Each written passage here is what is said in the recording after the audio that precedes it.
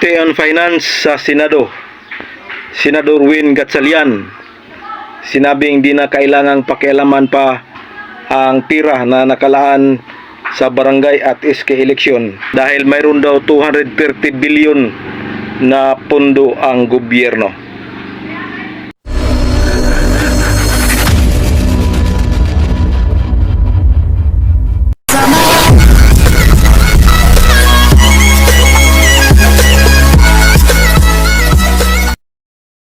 Welcome back sa ating muting channel mga kapobre. Isang mapagpalang hapon po sa inyong lahat dyan. Araw pa rin ng linggo ngayon mga kapobre. So for today's vlog ay balikan lang natin yung panayam kay Senador Win Gatchalian. Siya po ang Committee on Finance sa Senado mga kapobre. At tinanong po siya patungkol dito sa planong pagpapaliban sa barangay at SK election. Tunghayan natin to mga kapobre, panoorin natin to dahil napakaganda po ang sinasabi ni Senador Win Gatchalian dito. Here we go. Ipagpaliban po yung barangay at sangguniang kabataan elections para daw po yung pondo ay magamit muna sa krisis. Alam ko may ganun din si Senator Amy Marcos, di ba, Ate Nympha? So kayo po bilang chairperson ng Committee on Finance ng Senado, ano pong masasabi nyo rito, sir? Akin, hindi ko na desisyon to dahil nagkaroon na ng desisyon ang Korte Suprema na hindi pwede basta-basta isuspende ang barangay elections. Kung matatandaan natin, itong pag-urong ng barangay election, pangatlo na ito eh. Opo. At itong pag-urong ngayon, this year, ang mekanismo dito ay ginawa ng 4 years ang barangay election, kaya siya naurong. Sinabi kasi ng Korte Suprema nung huling pagsuspindi natin, last na yan at hindi nyo na pwedeng isuspindi dahil gumagawa lang kayo ng kahit anong dahilan.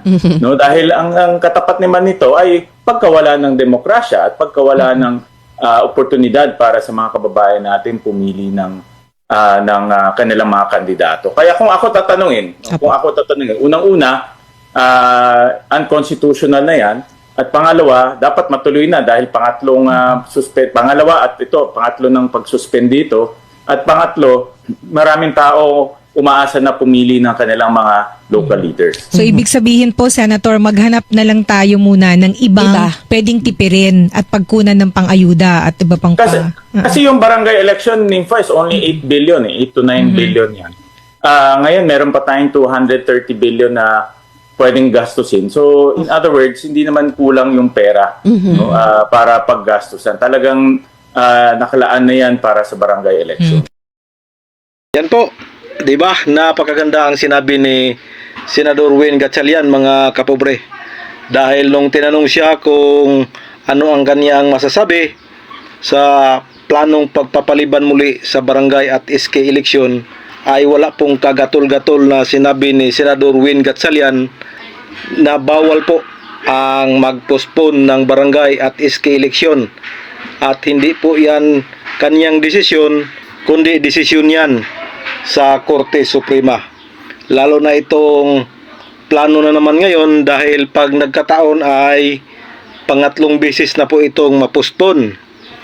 At nauna na pong sinabi ng Korte Suprema nung postponement sa December 5, 2025 na dapat barangay at SK election.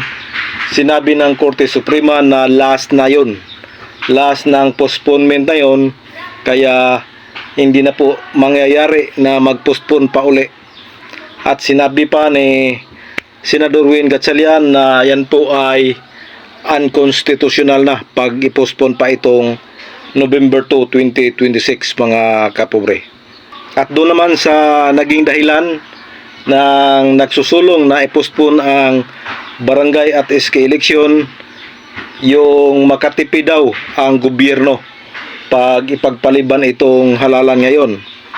Pero sinabi ni Senador Win Gatchalian at yan po ay makatotohanan dahil siya po ang Committee on Finance. Ibig sabihin, alam niya ang status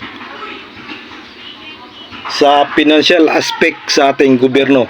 Dahil siya ang Finance Committee sa Senado mga kapobre. At yung makakatipid daw ang gobyerno pag ipospon, ay hindi daw yun dahilan.